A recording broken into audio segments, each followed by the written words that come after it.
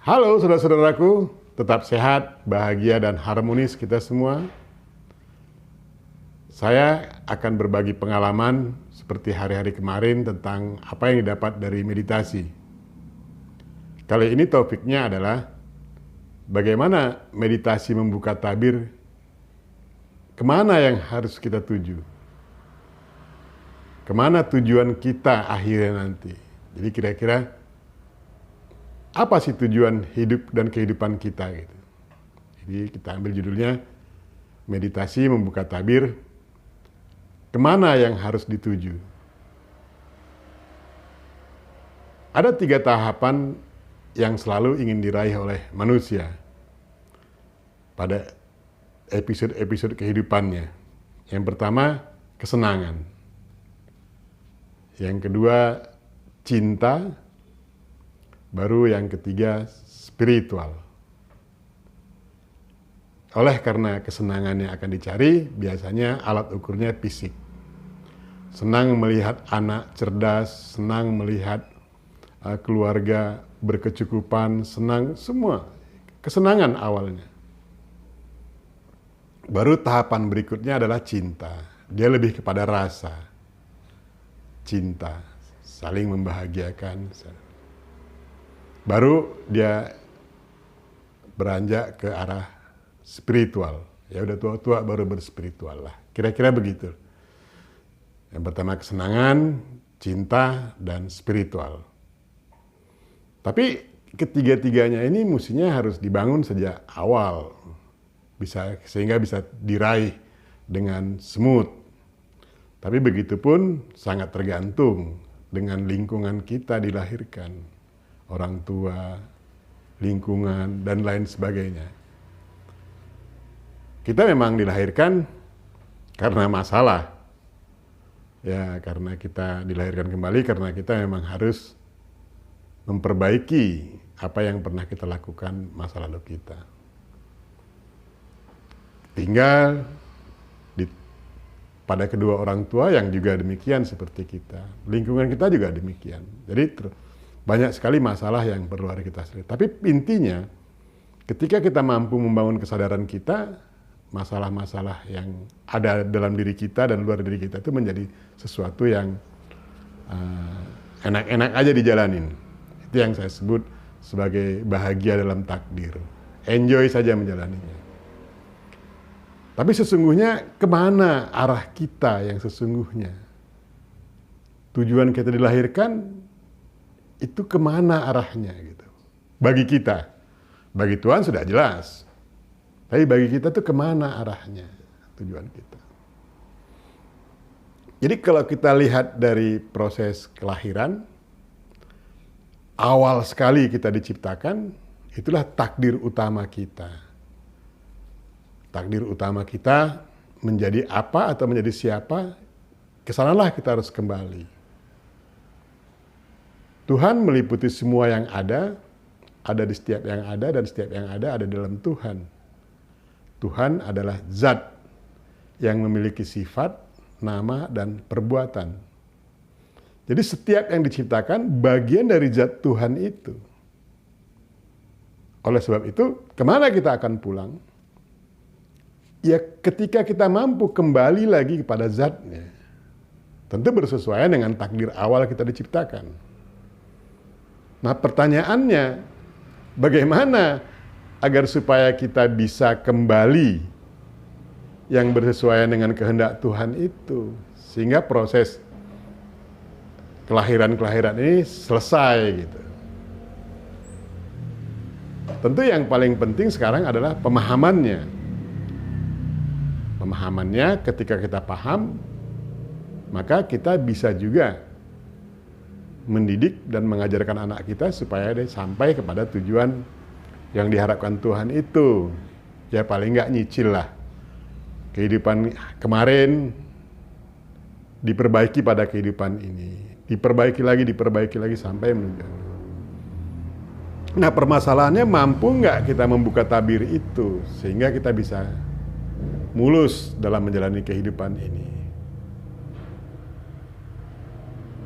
Untuk kita bisa mencapai takdir awal kita, tentu Tuhan membekali kita dengan pengetahuan-pengetahuan, dengan keilmuan Tuhan. Yang pertama, Tuhan menciptakan manusia juga, menciptakan manusia untuk kita bisa belajar yang saya sebut sebagai apakah nabi, para suci, itu. Maka lahirlah yang disebut sebagai agama.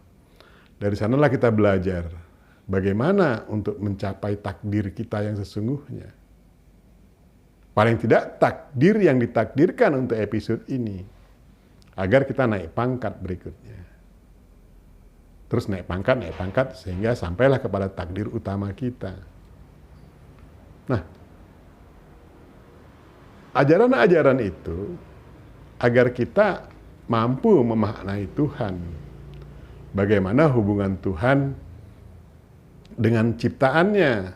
Bagaimana kita terhubung dengan diri kita. Karena itu juga penting.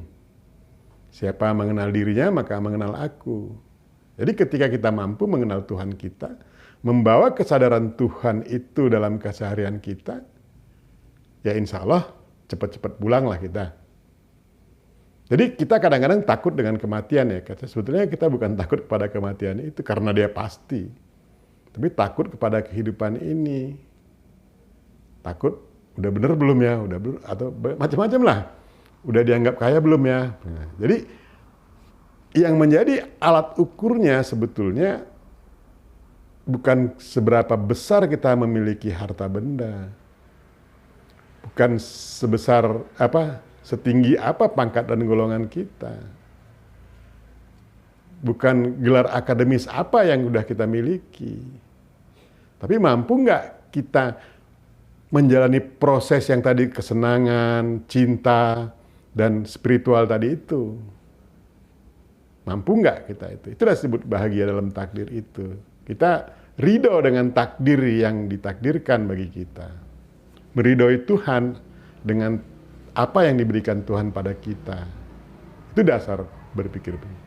Jadi indikasinya apakah kita sudah benar-benar paling tidak mendekati on the track yang bersesuaian dengan takdirnya, ketika kita mampu ajek tegak pada kebenaran. Ajek tegak pada kebenaran. Yang kedua, ulas asih. Ulas asih kita pada sesama. Empati, toleran, maklum, dan sabar. Sulit. Nah, sebetulnya indikasinya itu. Kalau kita mampu, ajak kita. Gua nggak mau kalau nggak benar. Bukan berarti kita menyalahkan orang lain, nggak. Untuk diri kita sendiri aja lah. Saya nggak cocok di sini, saya nggak baik di sini. Karena begini. Tapi karena memang yang menjadi alat ukur bukan itu dalam keseharian kita, karena kita hidup di zaman yang memang fisik menjadi acuan, ya kadang-kadang kita nggak mampu untuk hijrah dari alat ukur fisik menjadi alat ukur yang spirit. Gitu. Jadi alat ukur spirit itu ya tadi tuh. Mampu nggak kita tegak pada kebenaran? Membangun rasa empati, ulas asih, toleran, maklum, dan sabar. Situ terletak kuncinya. Pendekatannya terserah. Mau pendekatan ritual, mau pendekatan spiritual, pendekatan norma-norma yang lain, terserah. Tapi Tuhan sudah membekali kita pengetahuan itu. Misalnya kita dilahirkan di keluarga yang beragama A, beragama B, beragama C. Supaya kita mudah belajar dari situ gitu. Nah, tergantung apa yang kita terima dari lingkungan kita itu. Nah, sebaiknya memang sejak usia dalam kandungan sudah kita bangun agar kelak sang anak bisa benar-benar mampu tegak pada kebenaran, tidak terpengaruh dengan keadaan zaman yang mengacu kepada fisik, hanya mengacu kepada fisik. Dan dia bahagia dengan apa yang dia lakukan itu. Gitu. Bahagia dia bisa tegak pada kebenaran. Bahagia dia bisa berbagi. Bahagia dia bisa toleran melihat orang lain bukan dari kacamatanya, tapi kacamata orang itu tersebut. Dia tidak menilai orang lain karena dia nggak punya ilmunya. Jadi lebih enjoy hidup ini gitu. Dia nggak peduli apakah saya tidak dibilang orang kaya, tidak dibilang, nggak peduli dia. Yang penting saya tegak pada kebenaran, tegak dengan kemampuan saya. Dan berupaya untuk segala aktivitas keseharian itu menggunakan kesadaran Tuhan. Tentu setiap ajaran ada mengajarkan siapa Tuhan itu, apa perintahnya, apa larangannya. Tapi kalau saya melakukan apa yang tidak dilarang Tuhan, sehingga saya punya kebebasan untuk berpikir, menilai orang lain tidak dengan sudut kacamata saya. Karena sangat salahlah kita menilai orang lain dengan kacamata kita. Karena dan kita memang nggak punya hak untuk menilai. Belajar bolehlah. Menilai sesuatu untuk pelajaran bagi kita boleh. Tapi jangan menjustifikasi orang. Si Anu begini, si Anu begini, si Anu begini. Jadi tujuan kita dilahirkan agar kita mampu mencapai takdir awal yang ditetapkan oleh Tuhan. Jadi seperti katakan jodoh. Apakah jodoh kita sudah benar yang saat ini? Belum tentu.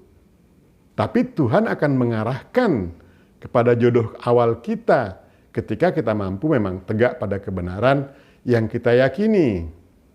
Sesuai dengan ajaran-ajaran yang kita dapat dari ya yang paling dekat dengan agama lah. Jangan pernah tinggalkan agama karena pembelajaran itu memang dari sana Tuhan menciptakan agama itu dengan sebutannya berbagai-bagai agar kita bisa on the track sebetulnya. Kalau nggak ada agama, norma mungkin susah lah. Jadi memang hukum itu begitu Tuhan ciptakan. Pertama dia ciptakan hukum alam, sebab akibat itu.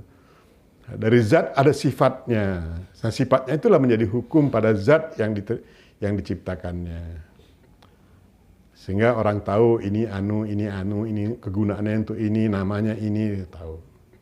Tapi ketika itu juga orang tidak mengenal Tuhan, sehingga ketika terjadi kelompok-kelompok, klan-klan yang akan menguasai bumi ini, terjadi keserakahan-keserakahan, maka berikutnya diturunkanlah hukum negara agar kita tahu berbagi. Memang diciptakan Tuhan itu bagaimana berbagi, bagaimana membentuk sebuah kelompok, bentuk negara dan lain-lain itu dari Tuhan. Nah berikutnya enggak juga, masih juga perang-perang, dilahirkan agama. Agama agar kita bisa hidup yang bersesuaian dengan kehendak Tuhan. Agama apapun. Nah, di dalam agama itu tentu ada ritual-ritual. Nah, ritual itu tujuannya agar kita mampu memaknai apa yang kita ritualkan. Jadi bukan asal selesai melaksanakan, melepaskan kewajiban, bukan itu. Agar kita mampu memaknai apa yang kita ritualkan. Nah, ritual itu sendiri sebetulnya tahapan-tahapan untuk mengetahui apa yang sedang kita ritualkan. Dari sana kita tahu esensinya. Dan kita bisa berpikir ke Allah lebih dalam, lebih baik. Sekali menemukan apa yang sesungguhnya yang harus kita lakukan. Jadi, bukan kepemilikan harta benda, pangkat dan golongan jabatan, gelar akademis yang menjadi apa? Bukan. Bagaimana sikap kita bertuhan, bagaimana sikap kita terhadap diri kita, terhadap di luar diri kita, sesama manusia, terhadap alam itu sendiri. Karena kita adalah bagian dari semua yang ada, nggak sendiri-sendiri kita.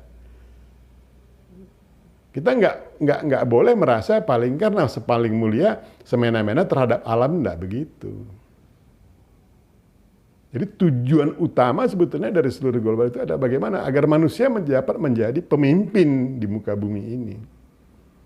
Siapa yang dipimpinnya? Ya paling tidak dirinya lah agar dia bisa on the track. Tapi sebetulnya ciptaan yang lain selain manusia hanya menjalankan tugasnya, dan ketika dia terganggu karena tugasnya tidak bisa diselesaikan, maka dia akan bereaksi. Terjadilah banjir, gempa bumi, lain-lain sebagainya. Jadi manusialah yang akan memimpin itu. Jadi dalam proses perjalanan itu, manusia diharapkan mampu menjadi pemimpin buat yang lain gitu. Jadi tujuan utama kita itu sebetulnya ya bahagia dalam menjalankan takdir itu. Kita berbahagia, kita ridho dengan takdir yang kita terima saat ini, dan kita jalani bersesuaian dengan frame takdir itu gitu. Ya banyak lah ya kita yang jadi ini, jadi itu, jadi segala macam. Tapi itu adalah karena kaitannya karena apa yang pernah kita lakukan masa lalu kita. Kita sulit ya mengetahui bagaimana kehendak Tuhan sebetulnya bagi diri kita gitu. Sulit lah. Tapi paling tidak alat ukurnya tadi itu kita ketemu gitu. Saya yakin ketika kita tidak mampu tegak pada kebenaran, ya begitu lagi lah. Ya kita bisa melihatnya lah. Karena yang kita gunakan alat ukurnya salah. Alat ukurnya salah, sehingga kita anggap ini udah bener nih, tapi ternyata di ujungnya, oh salah. Lebih tahu lagi ketika sudah kita meninggal. Oh salah. Mohon maaf, saya banyak berkomunikasi dengan para leluhur, baik pejuang, mereka selalu berpesan kepada saya, hati-hati. Kami pikir kami dulu benar. Udah benar yang kami lakukan. Tapi ternyata setelah kami lakukan, itu salah. Katanya.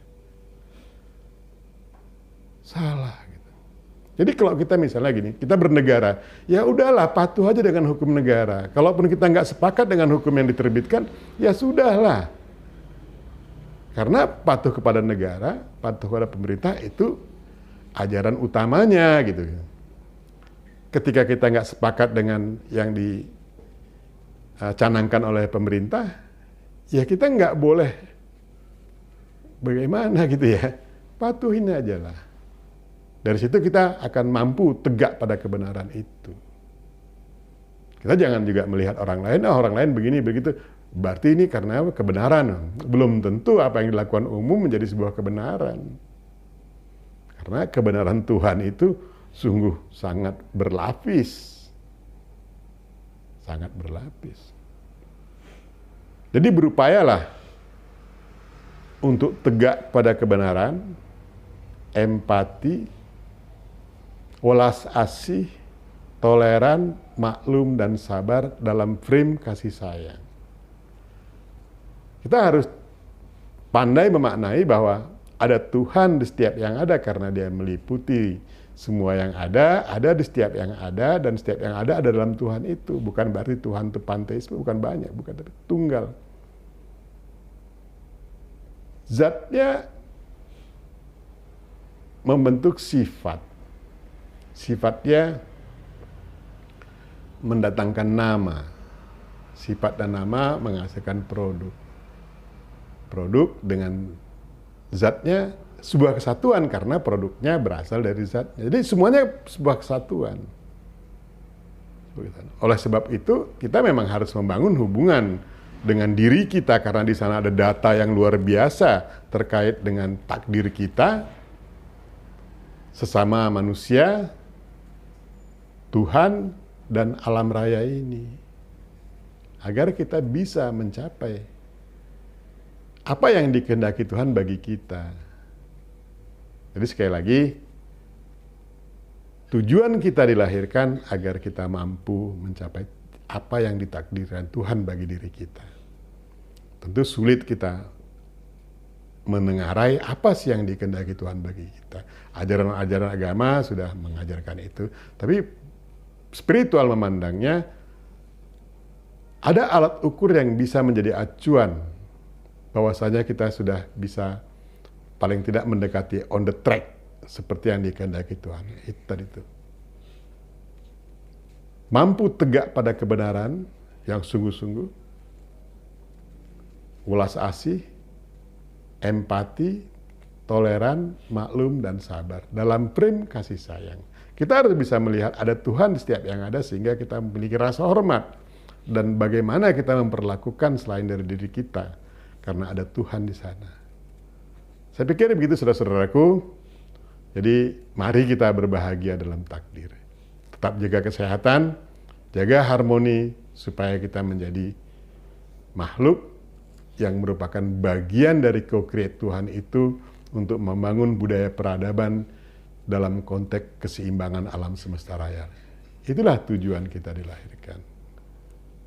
Terima kasih, tetap sehat, bahagia, dan harmonis kita semua. Sampai jumpa.